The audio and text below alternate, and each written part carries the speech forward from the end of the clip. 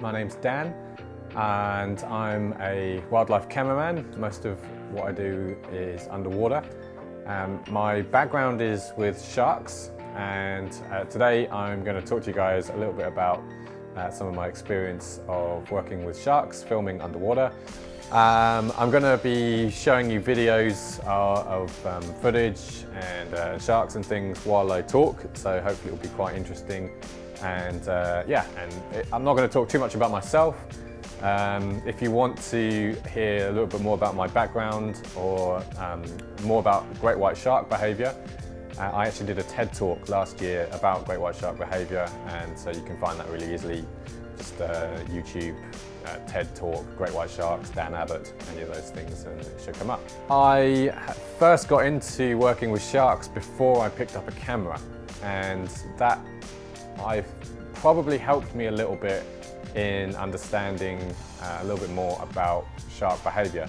It is really important to understand the animal that you're filming, and that goes for every species of animal. Right now I live and work in Mallorca, and I've spent the last few months learning all about a certain species of moray eel and trying to film moray eels, which has been very different to filming sharks. But what I found is that every eel is completely different. Even though they're all part of the same species, you'll get one with a bit more of a curious personality and one that are a lot more intimidated much easier. And so to get closer to eels, to film them, you have to know what kind of eel personality you're working with. And that's all down to understanding the animal's behaviour, and sharks are in fact exactly the same. Every shark species is completely different. Filming blue sharks is completely different to filming basking sharks. Filming bull sharks is completely different to filming whale sharks. So understanding the species of shark that you are filming is really important. But also, like I mentioned with the eels, actually understanding that every shark has its own personality. And perhaps I'll talk a little bit more about that in just a moment. But like I said, this goes for every animal species, and whether that's turtles, alligators, sea snakes, everything, dolphins, they all have their own personality. And so understanding the species is one thing, but allowing yourself to spend a bit more time with that animal to actually understand how that animal behaves in certain situations is also really important. I was filming in the Philippines a couple of years ago with a TV travel channel, and I was just there as the underwater and drone cameraman. But because I had an understanding of the animals, we were filming things like whale sharks and turtles mostly, I was actually able to start directing some of the underwater sequences because of knowing how those animals were going to behave in certain situations. There was one incident as well where we were filming, where we came across a sea crate, which is a species of sea snake. They are air-breathing, like land snakes. So although you'll see them foraging around in the reef looking for fish and other things to eat, they have to come to the surface to breathe eventually. And our crew was just hanging around on the surface for a little while, and then a few of them started to move off and film something else. But because I knew it had to come to the surface eventually, I kind of just stayed where I was. Sea kraits, although they have incredibly powerful venom, they are actually very docile animals. It's very unlikely to be bitten by one of these unless you're doing something really wrong. So I just hovered on the surface, watching this snake kind of weaving in and out of the coral, and then eventually, of course, it needed to take a breath, and it came up, and I just kind of positioned myself roughly out of its way, but close enough to where I thought it was going to surface, and was able to film it coming up straight at me, and kind of spent a little bit of time on the surface with it, which was a wonderful moment, great experience, but also I don't think I would have done that if I didn't know a little bit about the animal beforehand. That's the same with, as I say, with lots of different species. Had the same thing with multiple different turtles, some that were shy, some that were curious, some that were okay with you being close to them, and understanding that personality is really important. Now, when that comes to dealing with sharks, sharks are incredibly personality driven. Of course, you have different species that will behave in different ways, but the personality of each individual is really important. I learnt that the first time that I started working with great white sharks, which are some of the most personality-driven animals on this planet. And you'll see really clearly that some of them are very inquisitive, very curious. They'll use certain ways of exploring their environment, things like bumping objects and mouthing objects. And then you'll get others which are much more nervous perhaps, or they don't want to rush into any situation. They'd rather hang back a bit and just get a better idea of what's going on before coming in for a closer look. And then you'll get species of blue sharks where they'll come straight in and very curious. I had a filming experience with blue sharks in September last year in the UK, and I was in the water for about maybe 2.5 hours, and we filmed 4 sharks over that period of time. The first one was incredibly curious, just came straight in, started bumping the camera, like no problems, coming in close and getting really, really curious. The perfect shark when you want to get close-ups. But then the last shark that we filmed was a much more shy and perhaps maybe more cautious female, and she would stay right on the edge of visibility. Sharks are very good at just staying on the edge of where you can see them. You'll just see their shape and then it'll be gone.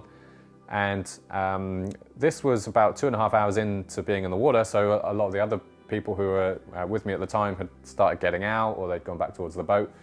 And when this female first came in, she came in very, very slowly, and I watched her do it, and she then disappeared. But she then did exactly the same thing 4 times. I have the same shot 4 times of this shark doing exactly the same route at roughly the same depth. And when you watch a shark doing that, you can roughly estimate that's her way of being curious. Even the greatest shark expert in the world will tell you that they don't know everything about sharks. How could we? But when you spend a little bit of time with an animal, you can predict certain things about how they're going to behave. This is how we were able to predict certain things with the great white sharks, and I worked with those. So with this female blue shark, I basically just positioned myself roughly where I thought she was going to be coming from for the 5th time. Made as little noise as possible, tried to make myself as least intimidating as possible, and sure enough, she came once again exactly the same posture, the same speed, the same depth, and I was able to get a really nice shot of her coming right past my camera. I wouldn't have stayed there, I wouldn't have persisted with that if I thought she was just going to be the same as all the others and come rushing in, or be really nervous and not come in at all. It was spending a little bit of time with her to understand how she was approaching that situation. So that's what I mean about getting an understanding of a certain species of animal.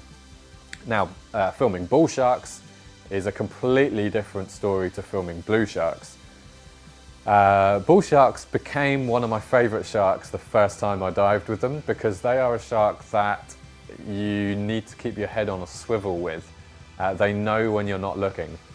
I have several occasions where I'd be filming and turn around and there's a bull shark directly behind you. Not that I thought it was going to come in and try and take a bite, but they are animals that will like to test you. When you're filming sharks, this is the housing that I use with my camera. When you're filming sharks, inevitably you're going to be doing this, looking into the back, looking at your screen or looking at what you're filming, and that means you're not looking at the shark. So one thing that's really helpful to have is if you're, now when I'm filming certain animals, I will have a safety diver or have a second diver with me, even if they're filming as well, but just to keep half an eye on the situation. A little bit about great white shark behaviour then. This is one of the animals that I think is probably one of the most fascinating to study, and certainly when it comes to interacting with people, it's one that gets the worst press and the one that gets the worst reputation, of course. but they are probably one of the most curious animals on the planet, especially the juveniles. When we talk about juvenile great white sharks, we're talking about animals up to about 4 meters in length. Now that is a very big fish, but as far as great white sharks go, that's still relatively young. For a female great white shark to reach sexual maturity, she needs to be about 4.5 meters before she can start to carry young. On the most part, juveniles are really, really curious, but they only have a few ways of figuring out what things in their world are. One is what you would call bumping, where a shark will swim into an object. They'll use their snout, they've got lots of sensors there, and they will literally just bump into something to feel what it's made of. Or if they want to be more curious, they'll use what's called mouthing. And mouthing is where they will just swim up to something and put their jaws over the side of it. And I've seen white sharks doing that to all kinds of things in the water. I worked on a great white shark cage diving boat, and they would do that to our cage quite often, even when there aren't people in there. They would do that to the propeller, they would do that to the buoy on the end of the anchor line. It's just their way of figuring out what something's made of. They don't do that with, relatively speaking, much force. When you see how great white sharks hit their prey at the surface, full on 25 miles an hour, it's nothing like that. So it's a much more calm and measured approach to figuring out what something is made of. Now, when you put that into a context of a person in the water, that they're not sure perhaps what the person is, I don't believe that sharks look at us and see us as seals. We look nothing like seals. We certainly move nothing like seals. Some of the practical parts about filming underwater are the challenges that you face. I mean, filming wildlife above the surface is pretty difficult, but filming it underwater, everything is magnified by 10 times. The first thing that you notice is, of course, you're getting a lot less light because the sun can only penetrate so far down. So if you're filming at the surface, you're usually okay, but once you start going deeper and deeper, then you might have to start using lighting, attaching lights to your camera. That becomes a little bit more difficult if you're trying to keep the animal's behaviour completely natural. Most animals aren't used to having lights shining in their faces, and they may not respond positively. They might decide that they don't want to be there and then just swim away from you, and you don't then get a shot. So you have to kind of weigh that balance up, being able to light your subject properly, but also not wanting to disturb the natural behaviour of the animal as best you can. And the other thing is colour. Colour is a very difficult thing to get spot on under the water. If you've used cameras and you're used to cameras, you'll have heard of something called white balance. White balance is basically the camera's inbuilt brain telling it what real white looks like. And you can do a white balance when you're on the surface by pointing the camera at something white and hitting the button, and then that will update the white balance. And underwater you have a similar thing. So this is actually my white balance card. It's just a normal slate that you can write on, but by holding this in front of the camera and pressing the button at a certain depth, then it tells my camera what real white looks like. And you have to do that quite regularly.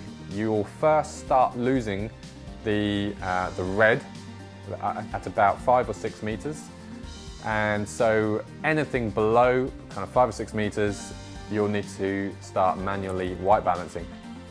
Putting filters in front of the lens, obviously the less things you can put between the lens and the subject, the better, but with something like a GoPro, then you do need to replace that red, because it is very difficult to do that in post with something like a GoPro, and you'll find your footage ends up being very either green or blue washed out. This is some footage that I filmed in the Bahamas of hammerhead sharks and nurse sharks, and this depth is only around 10 or so meters, and the light you can see is very good, but this was filmed all with a red filter.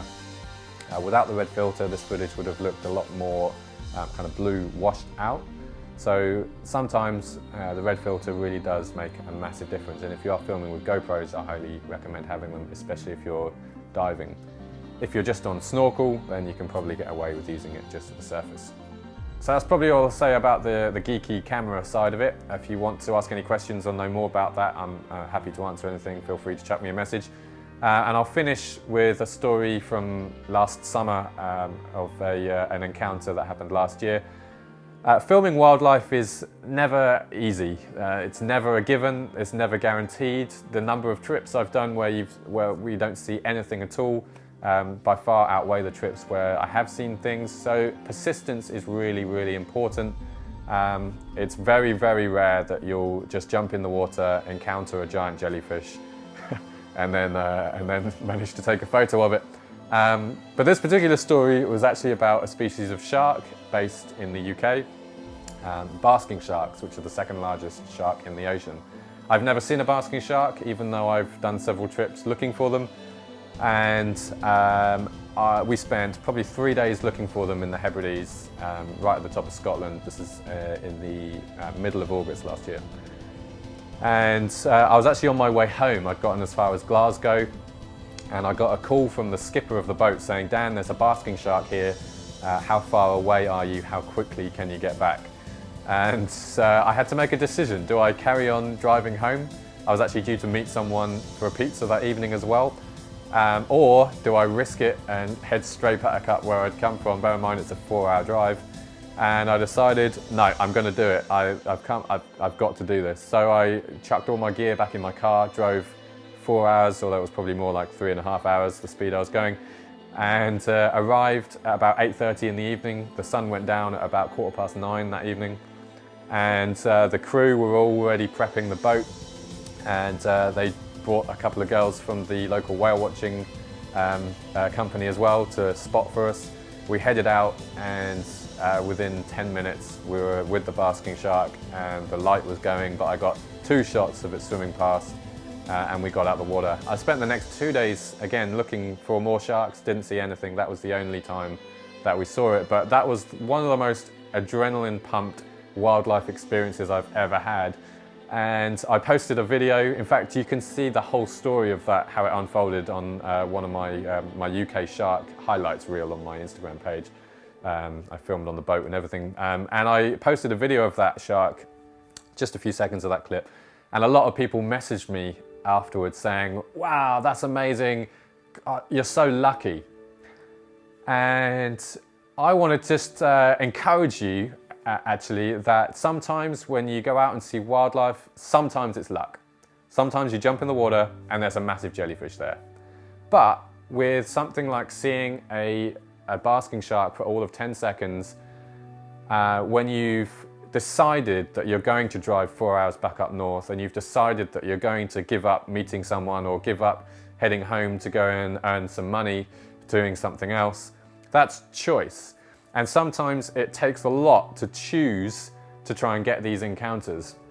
I spent 30, 40 seconds in the water with a basking shark after looking for it for several days, and it was one of the most amazing experiences because it was the result of perseverance and choosing to just stick with it and keep at it and keep at it and keep at it. There's a reason that when you watch the 10-minute sections on the end of a BBC documentary, they're there for sometimes 6 months, sometimes it takes 2 years to get one sequence. Perseverance is really, really important. So if you are interested in filming wildlife, whether that's underwater or above the surface, as any cameraman will tell you, the most important thing, one, is know your equipment, but be persistent. Don't give up. You have to spend hours and hours, and sometimes days, weeks and years before you get the shot.